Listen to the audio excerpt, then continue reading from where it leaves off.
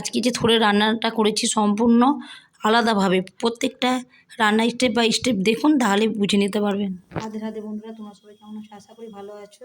আমিও খুব ভালো আছি। আজকে রান্না যাচ্ছি আমি থোড়ের আমি বানাবো ঘন্ট। তার জন্য উপকরণগুলো কী কী নিয়েছি, আমি নিয়েছি আলু, আতপ চাল, কিশমিশ, কাঁচা বাদাম, আদা, নিয়েছি গোটা জিরে, শুকনো লঙ্কা, কাঁচা পাকা কাঁচা লঙ্কা, চিনি, তেজপাতা। প্রথমেই আমি আতপ চালটা ভিজিয়ে দিচ্ছি জলে। আমার আতপ চালটা ভিজানো হয়ে গেছে। আতপ চালটা আমি 10 মিনিট ভিজিয়ে রাখবো। ততক্ষণ আমি থোড়টা কেটে নিচ্ছি। থোড় কাটাটা আমার হয়ে এসছে।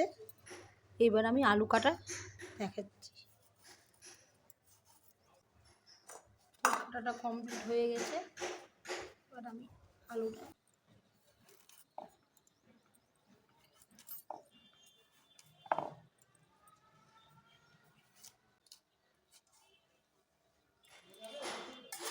এইভাবে ছোট ছোট টুকরো করে আলুটা কেটে নিলাম চৌকোনো চৌকোনো করে। আমার চালটা এবার ভিজে গেছে। এবার ছাকনায় আমি ছেঁকে নেব। ছেঁকে নিয়ে আমি রোদ্দুরে শুকোতে দিব। অল্প 10 মিনিট শুকোলেই হবে।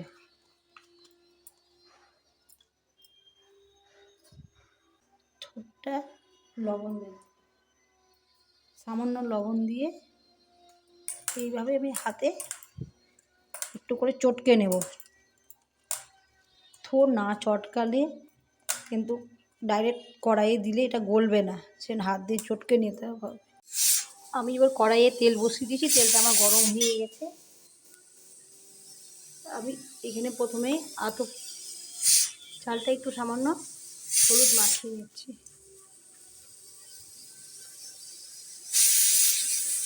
হলুদ মাখানো হয়ে গেছে।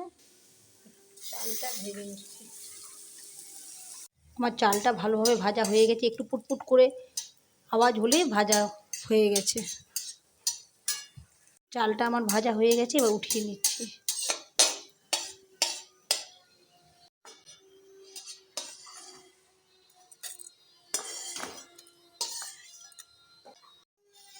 এবার আমি তেলে দিয়ে দিচ্ছি ফোড়নগুলো। প্রথমেই দিচ্ছি জিরে,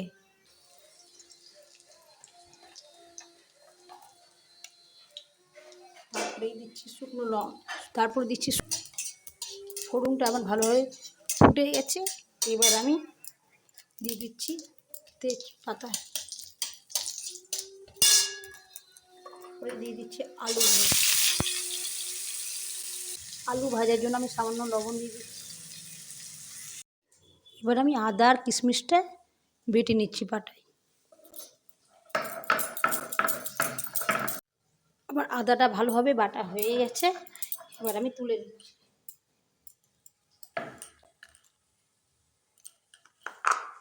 আমার আলুটা লাল হয়ে ভাজা হয়ে গেছে। এবার আমি দিয়ে দিচ্ছি কাঁচা লঙ্কা, কাঁচা পাকা লঙ্কাটা। এবার দিয়ে দিচ্ছি আদা বাটা, আদা কিশমিশ বাটাটা।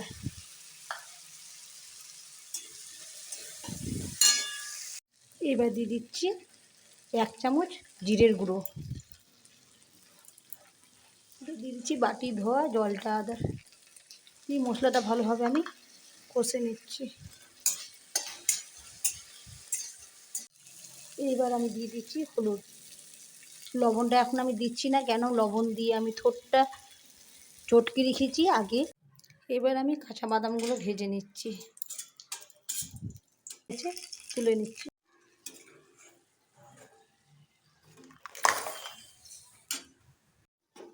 আমার মশলাটা কষা হয়ে গেছে।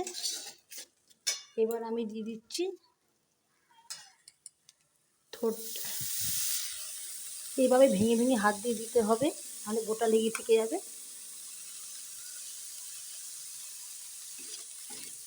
থোড়টা দিয়ে এবার আমি কষে নিচ্ছি ভালোভাবে। আমার থোড়টা ভালোভাবে কষা হয়ে গেছে। এবার আমি দিয়ে দিচ্ছি চিনি সামান্য, তারপরে দিয়ে দিচ্ছি আতপ চালগুলো। তো চালটা দিয়ে আমি কষে নিচ্ছি ভালোভাবে। আমার কষা হয়ে গেছে, এবার দিয়ে দিচ্ছি সামান্য জল। এবার আমি ঢাকা দিয়ে দিচ্ছি। আমার থোড়ের ঘন্টটা হয়ে গেছে। এবার নামানোর আগে আমি দিয়ে দিচ্ছি 1 চামচ ঘি, দিয়ে গরম মশলা, আমি কাঁচা বাদামগুলো, যে বাদামগুলো আমি ভিজিয়ে রেখেছিলাম, এবার আমি নামিয়ে নিচ্ছি।